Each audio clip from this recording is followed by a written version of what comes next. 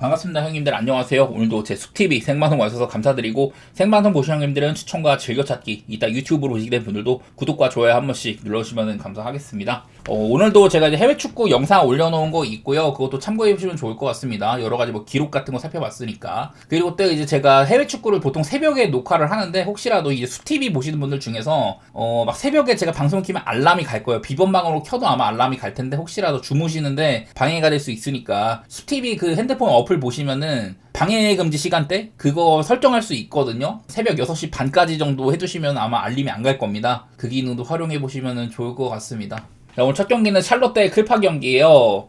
이제 샬롯에서 브랜든 밀러가 복귀를 했습니다. 사실 올 시즌 샬롯이 초반에 얘네들이 전력 자체는 꽤나 나쁘지 않다, 올 시즌 동부에서 플레이오프 좀 비빌 것 같다, 그런 얘기를 했을 때 사실 2라인업으로 나올 때였었거든요.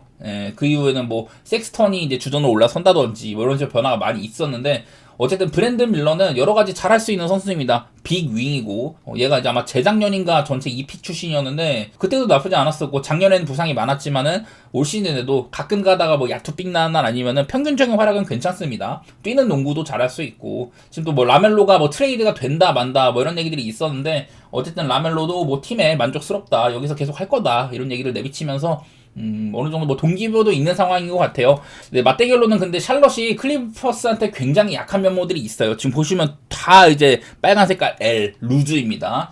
맞대결 상으로는 클리퍼스가 샬럿을 14연승을 달리고 있습니다. 그리고 중간에 한번 이긴 적이 있는데, 그전에도 많이 져가지고 그냥 15년 동안 26대2. 엄청나게 차이가 많이 나는 셈이죠. 샬럿이 클파를 마지막으로 이겨본 게 1718 시즌이라고 하니까 뭐 한 8, 9년 전이에요. 뭐 이 정도여가지고 14연패 중이니까 이런 것들을 해소하기가 어려울 수는 있다, 이런 건 있는데, 근데 사실 지금 클리퍼스가 되게 안 좋은 시기잖아요. 결장자도 많고 팀적으로도 엄청 안 굴러가고. 나는 그래서 샬럿이 현 시점에서는 좀 더 기분이 좋아 보이기는 해. 근데 원래 샬럿은 또 초반에는 오바 흐름이 많았는데요, 요즘에는 사실 그런 것들도 많이는 안 보이는 것 같습니다. 뭔가 오바 맛집도 아니고, 여기 있는 기록처럼 최근에는 저득점 게임도 종종 있더라. 이게 라멜로가 사실 빠질 때는 그런 것들이 이해가 됐는데, 요즘에는 그냥 라멜로가 뛸 때도 득점 안 나는 경우들이 좀 많더라고요.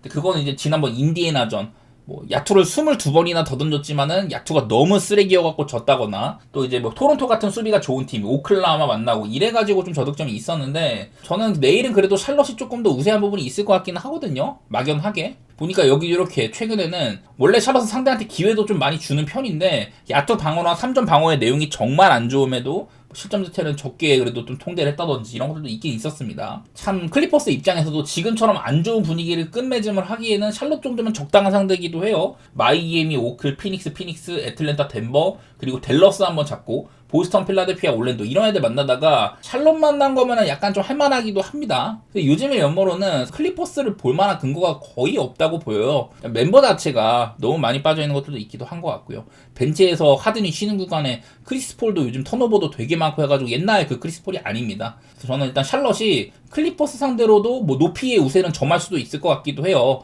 원래는 주바치가 작년에 진짜 잘했는데 올해는 사실 작년만큼은 아닌 것 같고, 오히려 칼크 브레너나 이런 디아바테 같은 이런 애들이 또 한번 좀 많은 오펜시브 리바운드를 가져갈 만도 하다, 뭐 그런 생각도 들기는 들더라고요. 샬럿의 이제 약점 중에 하나가 또 턴오버거든요. 근데 클리퍼스는 그런 것들을 지금 잘 해내기엔 어려운 상황이기도 하다. 원래부터 느린 팀이다, 지금 뭐 야투도 별로다, 이런 것들이 있어서 저는 샬럿의 뭐 프렌이라든지 뭐 언더 이런 쪽으로 생각해 보겠습니다.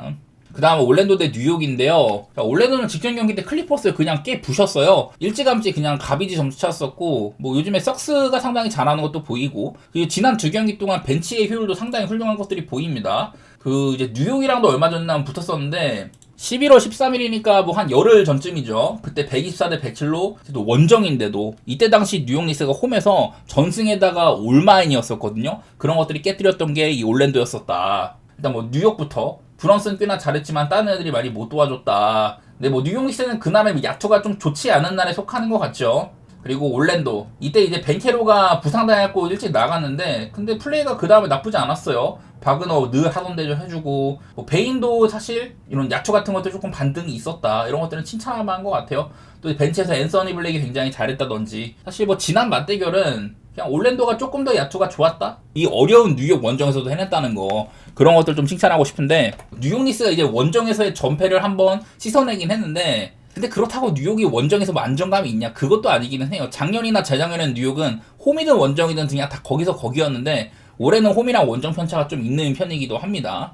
이 요즘의 폼으로는 올랜도가 조금 더 저는 괜찮은 팀으로 보이긴 해요. 사실 좀 편차가 클만한 게임 같아요. 그날그날 야투발이라든지 컨디션발 이런 것들 탈만한 경기여가지고 사실 좀 무섭습니다. 올랜도가 뭐 배당 같은 것들은 뭐 프레임 받기도 하고 홈인데 올랜도 홈 원래 엄청 세잖아요. 그런 것들도 기분은 좋은 것 같고 230.5 기준으로 요즘에 올랜도가 언더를 볼만한 팀은 좀 아니긴 하거든요. 공격이 은근 좀 빠르게 잘 돌아가가지고 올랜도가 요즘 언더 볼만한 팀은 아닌데 또 뉴욕도 터질 때도 엄청 터지잖아요. 그런 게 문제지만은 지금은 둘이 붙으면 저는 언더 한 번 더 생각해 보도록 하겠습니다. 자, 데스먼드 베인이 벤케로의 부상 전까지는 사실 좋지가 않았어요. 12경기 동안 15.5득점에 야투도 별로 안 좋았거든요. 그리고 야투도 그렇게 많이 안 던지기도 하고 별로 막 딱히 쓸모가 많이 없었는데 벤케로의 부상 이후에는 뭐 3경기 동안 득점이 한 7점가량 올랐습니다. 야투 시도도 많이 오르고 전반적으로 좀 괜찮아졌어요. 오히려 벤케로가 없을 때 댈러스가 뭔가 좀 정돈된 느낌이 있다. 그런 것들도 살려보시면 좋을 것 같습니다. 자, 그 다음으로는 뉴올리언스 대 애틀랜타입니다. 오늘 뉴올리언스는 이제 백투백인데요. 작년에 뉴올리언스가 이제 시즌 초반에 백투백일 때 계속 막 승리가 한 10경기가량 없었거든요.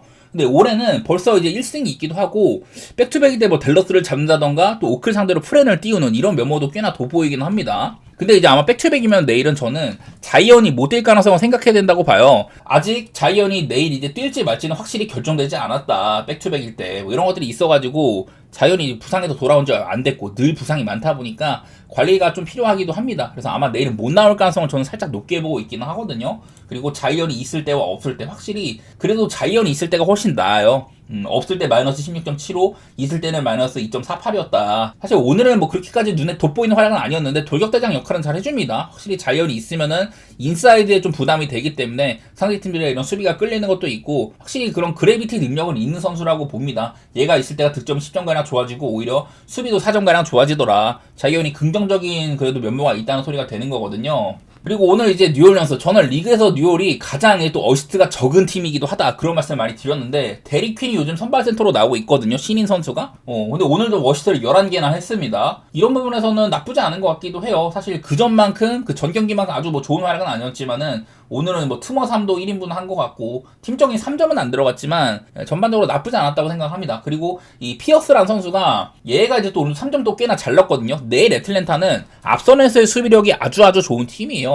NAW 같은 애들도 원래 좋은 수비수고 다니엘스 스틸 말할 것도 없고 제일런슨도 지난번 경기 때 스틸 아마 3번인가 했었습니다. 그래서 애틀랜타가 앞선에서 이런 견제가 되게 좋은 팀인데 근데 이 피어스라는 친구가 경기당 여태 한 뭐 평균적인 턴오버가 한 2개 정도밖에 안 되더라고요. 그런 것들도 나름대로 좀 헤쳐나갈 수 있을 것 같기도 하고 이 뭔가 뉴올이 나쁘진 않아 보여요. 하지만 어쨌든 뉴올이 백투백인데 애틀랜타처럼 이렇게 좀 정력적인 팀을 상대로 그리고 애틀랜타 요즘 못하지도 않잖아요. 한창 잘하고 있다가 뭐 너무 센 팀, 샌안토니오 만나가지고 나름 초반에 비비다가 벤치 구간에서 이제 런을 당해가지고 패배를 했는데 그래도 애틀랜타가 뭐 요즘에 디트로이트나 샌안토니오 잘하는 팀들한테 진 거지 그 전까지 되게 좋은 모습이었거든요. 트레이 형이 없을 때 안정적이다. 공수 밸런스가 잘 맞는다.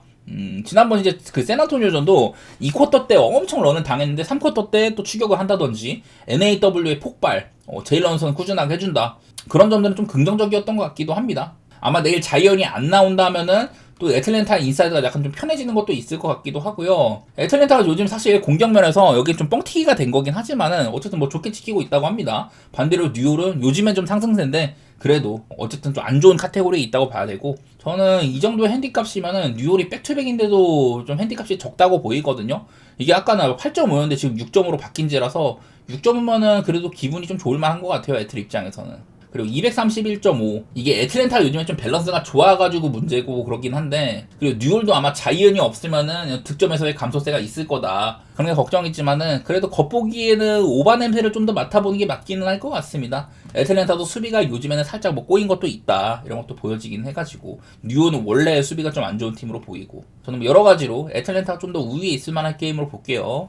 자, 그 다음 미러키 대 디트로이트인데요. 일단 여기 맞대결을 좀 볼 게 있어요. 미러키가 계속만 이겼습니다. 14연승을 달리고 있고 한 번 이제 빠그라진 적 있지만 그 전에도 많이 이겼어가지고 상대 전적이 25대 1이에요. 작년에 이렇게 2번 정도 연장한 경기들이 있었는데 이거를 뭐 하나하나 좀 뜯어보니까 133대 140 경기, 이거는 시즌 막바지거든요. 사실 그러니까 별로 중요한 경기는 아니었습니다, 아마. 근데 디트로이트에서는 뭐 이제 뭐 케이드 커닝이 없다든지 이런 것들도 보이는 것 같네요. 라인업 상으로는 홀랜드나 뭐 세서 잘 안 나오던 친구들이 선발로 나온 거, 전반적으로 많은 시도를 하면서 나쁘지 않았던 날인 것 같습니다. 대신에 미러키도 이날 쿤보가 없었다는 거, 내일도 쿤보가 없을 텐데 특히나 이날은 미러키의 라인업이 되게 형편없었거든요. 이랬는데도 연장을 간 경기입니다. 그러니까 첫 번째는 그렇게 뭐 좋은 이런 레퍼런스가 안 된다 뭐 그런 거고, 그리고 두 번째, 이때도 연장 갔는데 127대 120으로 미러키가 이겼습니다. 홈에서. 근데 이때는 뭐 커닝햄도 있고 다 좋은데 미러키 쿤보가 59득점을 한 날이거든요. 쿤보가 엄청난 활약을 했는데 그 내일은 쿤보가 없다는 소리가 되는 거예요.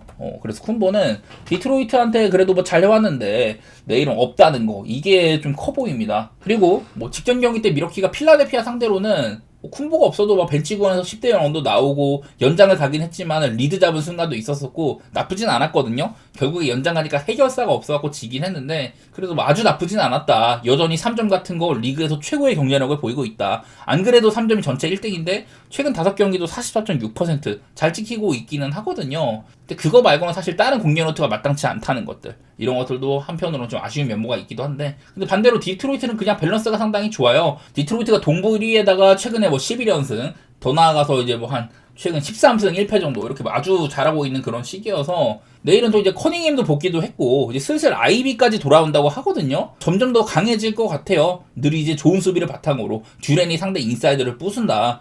여기다가 그 전까지는 사실 벤치 자원들이 선발로 올라온 경우들이 많았는데 그때도 이제 심지어 벤치까지도 달쳐졌었어요. 어떻게 보면 좀 약간 운이 따랐다고 볼 수도 있겠지만은 그래도 디트로이트의 이런 강력함을 좀 볼 수 있었다. 이게 미러키가 홈이긴 한데 쿤보가 없는 미러키 홈발도 막 그렇게 엄청 받을 것 같지는 않습니다.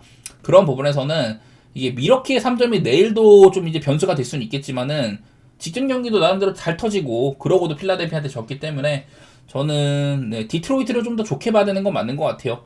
이게 디트로이트가 뭔가 그렇게 막 엄청 미들놈들은 아니다. 똥게임도 자주 나온다. 그리고 커닝햄이 사실 돌아온 경기가 막 뚜렷하게 좋았냐, 그것도 잘 모르겠는데 그래도 미러키보다는 디트로이트를 보는 게 맞는 것 같고요. 225.5는 너무 좀 적은 것 같기는 해. 근데 일단 보이는 거는 올 시즌에 쿤보가 결장한 경기들에서 첫 번째 경기 무려 골스를 잡았습니다만 이것도 딱 230.5였거든요. 언더였었고 샤론한테 100대 111 저득점 경기로 그냥 무난하게 패배를 했었습니다. 쿤보 없을 때. 직전 경기 이것도 연장 안 갔으면 아마 106점인가 그랬거든요. 그래서 그냥 언더 같은 것도 생각은 해봄직하다. 디트로이트는 꽤나 언더팀으로 봐야 되고 미러키도 보니까 쿤보 없을 때 이런 것들 보면은 적은 이런 기준점이지만은 언더가 조금 더 맞다고 생각은 드네요. 자, 다음은 시카고 대 워싱턴 경기입니다. 시카고가 오늘은 되게 좀 맥없이 무너졌어요. 그냥 마이애미한테 아무것도 못하고 점수도 못 내고 아주 안 좋은 경기를 또 했습니다. 시카고는 근데 종종 그런 뭐 똥게임도 나오긴 나와요. 오늘 좀 저점이 떴다고 봐야 될 것 같은데 특히나 뭐 도슨루가 오늘 최다 득점을 할 정도로 원래부터 이런 벤치도 폭넓게 쓰고 뭐 이러지만은 주전자원들이 많이 못했던 날인 것 같기는 해요. 그래서 시카고가 요즘에 뭔가 좀 경기력이 안 좋다라는 느낌이 좀 있는데 특히나 내일은 이런 일정이거든요. 최근에 7일 동안 5경기를 해야 됐다. 유타랑도 2차 연장 경기, 덴버한테 되게 힘들게 이긴 경기, 그리고 하루 쉰 다음에 포틀랜드랑도 정말 끝까지 알 수 없는 경기였었죠.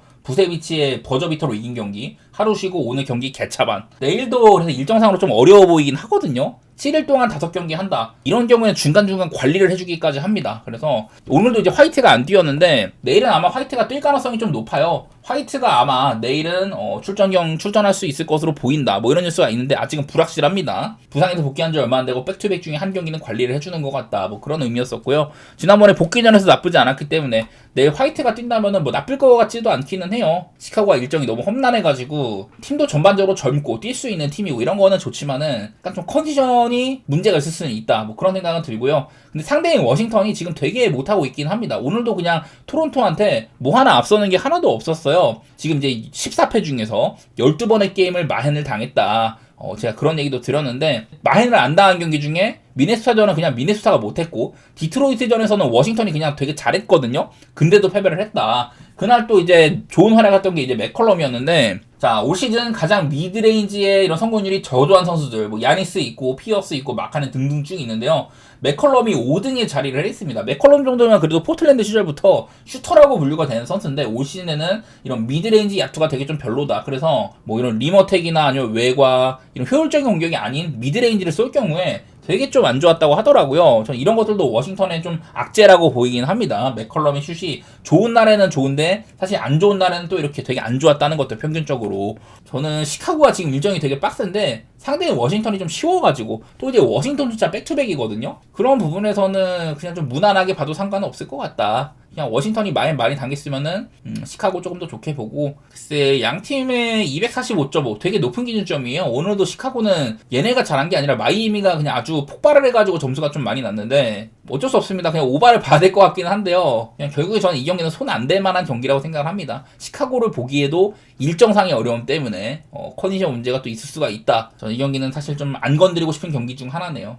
그 다음은 댈러스 대 멤피스 경기인데요. 댈러스도 백투백입니다. 아마도 내일도 AD가 빠질 것 같고 디안드로 러셀도 오늘 빠졌는데 사실 디안드로 러셀이 없으면 언더 쪽으로 많이 좀 갈 것 같긴 했었어요. 근데 오늘도 되게 좀 간당간당한 언더 게임이었습니다.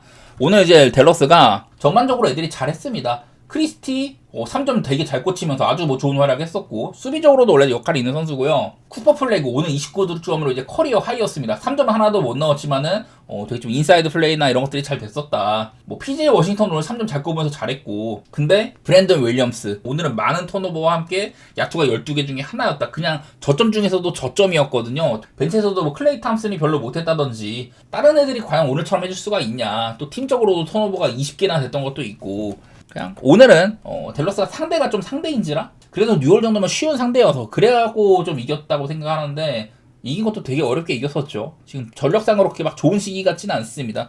여기에 있는 이 지표들도 생각보다 댈러스 치고는 좀 점수가 많이 났다고 했지만은 이게 5경기 중에 2경기가 연장이라고 했었습니다. 그런 것들 때문에 뻥튀기가 된 것도 있기도 하고 반대로 이제 멤피스 요즘에 이제 모란트가 없고 자잭주도 지금 다우풀이라 가지고 지난번이랑 조건이 비슷해요. 자잭주나 모란트가 없을 때조차 좀 이제 경기력이 나오는 경우들이 있다. 그런 말씀을 많이 드렸는데 직전 경기 때는 이제 세크라멘토 상대로 아주 편한 경기를 했었었죠. 세크가 너무 팀이 말이 아니었었고 멤피가 전반전에만 한 70득점 이상을 하는 잘 굴러간 경기였었거든요. 그래서 생각보다 나쁘지 않았어요. ED가 복귀하면서 그 투맨 게임에서 확실한 스크린 대주는 거라든지 저는 멤피스의 플레이는 오히려 모란트나 자직주가 없는데도 잘 되는 것 같다. 원래부터 팀 농구를 많이 좀 하려고 하는 그런 감독이 있는 팀이라고 얘기를 했었었고 저는 멤피스가 나쁘지 않아 보이긴 했거든요. 좀 선입견 떼고 보면은 사실 댈러스보다도 경기력 자체는 좋을 수도 있다. 그렇게 가지고 생각이 돼요. 물론 여기에 있는 지표로는 최근에 정말 좀 안 좋은 표들로 나옵니다만은 약간 희망을 본 듯한 느낌? 그런 게 좀 있는데 차라리 그럴 거면 저는 그냥 오바가 더 낫지 않을까 생각을 합니다.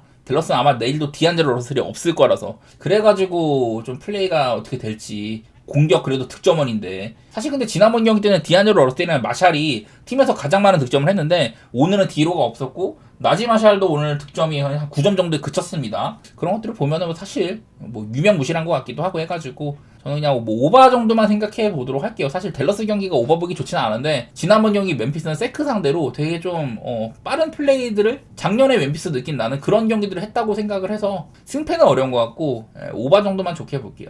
자 그리고 마지막으로 덴버 대 세크라멘토입니다. 자 덴버가 일단은 맞대결상으로 7연승을 달릴 정도로 세크라멘토 상대로 잘해주고 있습니다. 올 시즌에 벌써 2경기나 붙었는데 첫 경기 때는 아마 이게 프레인이었을 거고 두 번째 경기 때는 이제 그 세크라멘토 원정에 가는 거여서 이때 아마 핸디캡이 8.5인가밖에 안 됐어요. 좀 이제 무난하게 잡아먹은 경기였다. 마침 지금 또 세크라멘토가 사보니스가 없고 직전 경기 때 멤피스전이 정말 너무 별로였었거든요.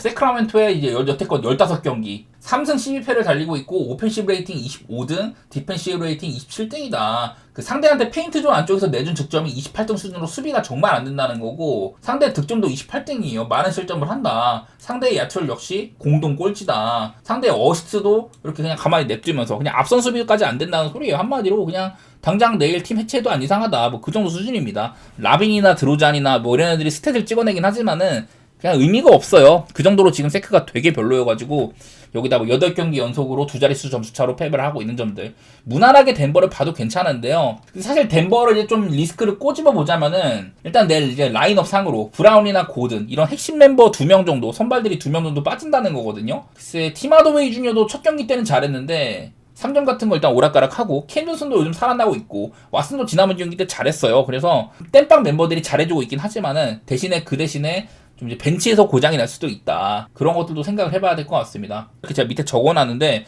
이 뒤쪽에 있는 거는 정상적으로 팀이 돌아갈 때고요. 그 다음에 브라운이나 캠 존슨이 빠져가지고 2명 정도를 벤치 선발을 올렸을 때 그때 벤치가 빵꾸가 많이 났습니다. 그러다가 최근 2경기 때는 사실 뭐 정시차가 컸다든지 좀 가비지로 가가지고 그래서 좀 벤치 자원들이 길게 뛴 것들이 많았었거든요. 벤치 포인트도 분명 리스크 중에 하나라고 보이기는 해요. 또 이제 마지막으로 에런 고든의 빈자리. 에런 고든이 오늘 또 3분 뛰고 나갔습니다. 그 전부터 부상이 있다고 했는데 오늘 3분 뛰고 나가서 당분간 좀 결장이 불가피하다고 하거든요. 저는 이제 몇 번 덴버의 선수들은 단순하게 개개인의 이런 온오프를 볼 게 아니라 요키치랑 같이 묶어서 봐야 된다. 작년에는 다른 애들이 머레이든 뭐 고든이든 누가 됐든 간에 그 요키치 바를 많이 받는 경우들이 많았어요. 그래서 이거를 보면은 자 요키치랑 고든이 동시에 뛸 때 플러스 21.25입니다. 엄청 좋죠. 고든이 없고 요키치 혼자 뛸 때 9.49예요. 충분히 괜찮습니다. 뭐 둘 다 안 뛸 땐 당연히 마이너스로 많이 가고 이만큼 팀이 요키치에 대한 의존도가 높다는 건데 심지어 근데 이제 고든은 뛰고 요키치가 없는 경우 이런 경우에 이제 고든의 진가가 나오는 거거든요. 보니까 플러스 16.82가 찍힙니다. 무려 요키치 혼자 뛸 때보다도 에런 고든이 요키치 없이 혼자 뛸 때 이때가 훨씬 좋다는 소리가 되는 거거든요. 그 차이는 공격은 10점가량 마이너스인데 그 고든이 있을 때가 실점치가 100점 이하로 간다고 합니다. 이런 게 제일 많이 돋보이는 거예요. 에런 고든이 있을 때 덴버의 수비가 확실히 좀 잘 됐다. 근데 이런 고든이 없다면은 그럼 뭐 이거라든지 요키치가 쉬는 구간에 뭐 이런 게 나오는 거겠죠. 확실히 지금 고든이 연회력이 상당히 큰데 못 나온다면 팀적으로 문제가 생길 수 있다. 약간 뭐 그런 생각이 드는 것 같습니다. 과연 이렇게나 못하고 있는 세크 상대로 그런 것들이 드러날 것이냐. 이게 약간 좀 별개의 문제긴 하지만은 제가 봤을 때는 내일 뭔가 덴버도 뭐 백투백을 치르고 왔다든지 약간 뭐 문제가 조금 있을 것 같기도 해요. 그래도 겉보기에는 팀적인 구색 자체는 나쁘지 않다. 상대가 너무 좀 쉬워 보여가지고 아마도 이게 덴버가 뭐 백투백이라서 아마 좀 결장상이 많은 것들 그런 것들 때문에 12.5를 받은 것 같은데 저는 그래도 덴버를 봐야 된다고 생각을 합니다. 세크가 너무 못한 것들을 많이 보여줘가지고 덴버는 내일 혹시나 이런 부분에서 안 좋지 않을까. 그건 좀 추측성인 거고 세크라멘트는 그냥 대놓고 엄청 못하고 있거든요. 그런 것도 살려보고 237.5 제가 방금도 고든이 없는 경우에는 실점 기대치가 높아진다고 했는데 잘 모르겠네요. 요즘에 덴버가 막 140점씩 때려박으면서 상대를 압살하거나 그런 경기는 많지 않았어서 저는 내일도 세크는 공격적으로 좀 돌아가기 어렵다고 보고 저는 언더 생각 중이기는 합니다. 사실 뭐 왓슨도 그래도 대체자로서는 나쁘지 않은 수비수기도 하고요. 전 좀 언더 생각 중인데 그거는 세크라멘토의 이런 안 좋은 공격력 그거를 좀 더 들여다보도록 할게요. 또 이제 벤치에서의 좀 빵꾸가 날 수도 있는 것 같기도 하고